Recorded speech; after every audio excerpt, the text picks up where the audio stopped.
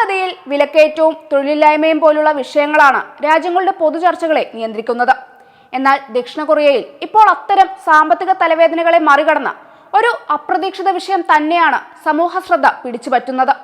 അത് മറ്റൊന്നുമല്ല, കഷണ്ടിയെക്കുറിച്ചാണ്.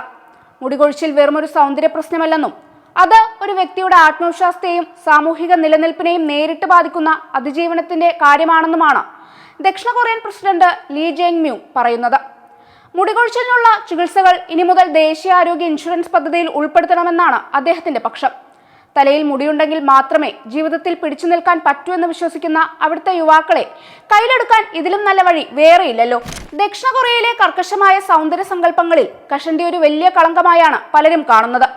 കഴിഞ്ഞ വർഷം മാത്രം മുടികൊഴിച്ചിലിന് ചികിത്സ തേടിയത് 2.4 ലക്ഷം പേരിൽ 40% 20കളിലും 30കളിലും പ്രായമുള്ള യുവാക്കളാണെന്നത് സർക്കാരിന്റെ തല ശരിക്കും പുകയ്ക്കുന്നുണ്ട്. പാരമ്പര്യമായി മുടി പോകുന്നവർക്ക് നിലവിൽ ഇൻഷുറൻസ് പരിരക്ഷയില്ല. ആ ഒരു സംവിധാനം മാറ്റണമെന്നും പാവം കഷണ്ടിക്കാരെ സംരക്ഷിക്കണമെന്നും പ്രസിഡന്റ് മ്യൂ ഉദ്യോഗസ്ഥരോട് കടുപ്പിച്ച് പറഞ്ഞിരിക്കുകയാണ്. എന്തായാലും ഒരു രാജ്യത്തിന്റെ ഭരണാധികാരി തന്നെ നേരിട്ട് കഷണ്ടിക്കാർക്കായി രംഗത്തെത്തിയത് ആഗോളതലത്തിൽ വലിയ ചർച്ചകൾക്കാണ് വഴി തുറന്നിരിക്കുന്നത്. നികുതി പണം മുടി വളർത്താൻ ഉപയോഗിക്കുന്നതിലെ സാമ്പത്തിക വശങ്ങളെക്കുറിച്ച് വിമർശകർ ചോദ്യങ്ങൾ ഉയർത്തുന്നുണ്ടെങ്കിലും ആരോഗ്യത്തെ വെറും ശാരീരിക അവസ്ഥയായി മാത്രം കാണാതെ മാനസികാരോഗ്യവുമായി കൂടി ബന്ധിപ്പിക്കാനുള്ള ഒരു ശ്രമമായി ഇതിനെ കാണുന്നവരും കുറവല്ല.